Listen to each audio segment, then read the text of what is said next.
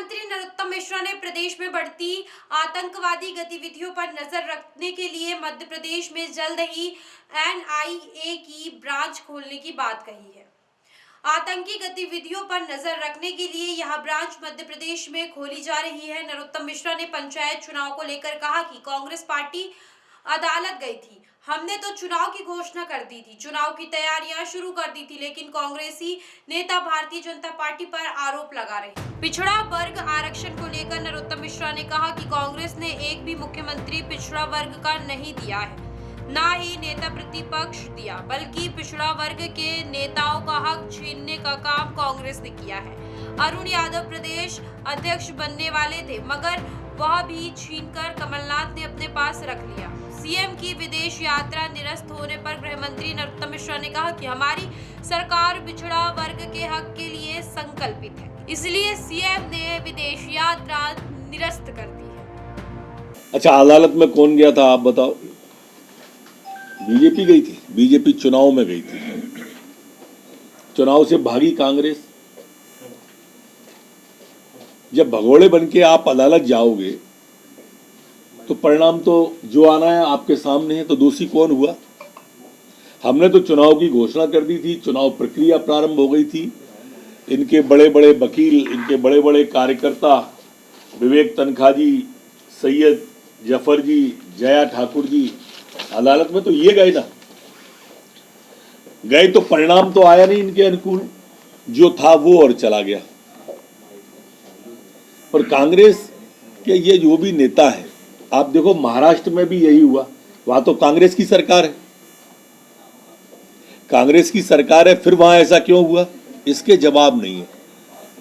आरोप भारतीय जनता पार्टी पे लगाने से कुछ नहीं होगा मित्रों। तीन मुख्यमंत्री दिए हमने, माननीय उमा भारती जी, माननीय बाबूलाल गौर जी, माननीय शिवराज सिंह चौहान जी, 3 मुख्यमंत्री।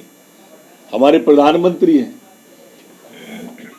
ये कांग्रेस, और ये कमलनाथ जी, मुझे ध्यान है यही कमलनाथ जी थे जब आदरणीय सुभाष यादव जी मुख्यमंत्री बनने वाले थे, और उनके साथ में धोखा किया। अरुण यादव जी को हटा के अध्यक्ष बने, टिकट नहीं दिया अभी लोकसभा का अरुण यादव जी को। ये वही कमलनाथ जी हैं जो पिछड़े की बात कर रहे हैं। एक भी मुख्यमंत्री कांग्रेस ने पिछड़ा नहीं दिया, एक भी नेता प्रतिपक्ष पिछड़ा नहीं दिया। हमने तो विक्रम वर्मा जी से लेके सेजवार तक, पिछड़े एससी तक नेता प्रतिपक्ष दिए, इनने एक भी नहीं दिया। लेकिन बात पिछड़ों की करते हैं, गले लगा के पीठ में छुरा पिछड़ों की घोंप देते हैं। मैं तो नाम सहित बता रहा हूं, ऐसा क्यों किया ये स्पष्ट करें ना। मध्य प्रदेश के पिछड़े अच्छी तरह से इन्हें जानते हैं। विधानसभा में यही नेता प्रतिपक्ष जो वर्तमान में, उनने कहा था कि 27% ओबीसी है, गलत जानकारी विधानसभा को दी, अदालत को गलत दी, और स्टे ले आए। स्टे में पैरवी नहीं की इनने। इनके समय में कार्यकाल पूरा हुआ था, पंचायतों का क्यों नहीं चुनाव कराए इनने?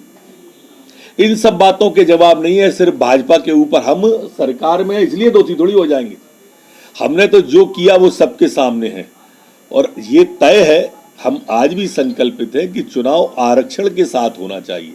चुनाव के तो हम तब भी पक्ष में थे, हम आज भी पक्ष में हैं। ये क्यों भागे, अदालत क्यों गए, चुनाव से क्यों भागे, ये इन्हें स्पष्ट करना चाहिए। पिछड़े वर्ग के हितों के लिए ये सरकार का संकल्पित है, और माननीय मुख्यमंत्री जी ने ये विषय सुप्रीम कोर्ट का बहुत गंभीरता से लिया है, इसलिए अपनी यात्रा को स्थगित कर दी है। एनआईए, नेशनल इन्वेस्टिगेशन एजेंसी की ब्रांच अब मध्य प्रदेश में जल्दी खुल जाएगी।